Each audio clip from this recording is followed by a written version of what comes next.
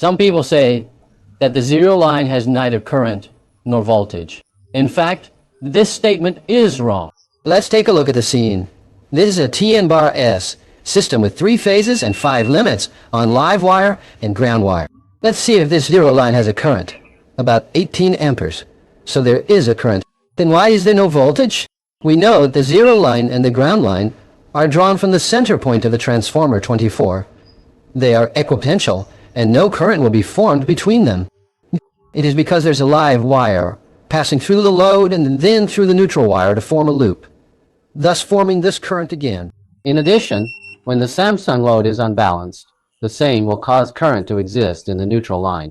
Since there is no voltage and the ground wire is equipotential, then people standing on the ground and the ground wire, zero line, is also equilateral. Then if my hand touches it, the ground wire will not get an electric shock, nor will it get an electric shock when touching the zero wire, because it is equipotential. Let's look at this again at the center of the transformer here. This is a D card. This is a temporary card. Let's take a look at the center point. We have connected it in this way, and an equipotential is formed, so no current will be formed between the zero line and the ground line.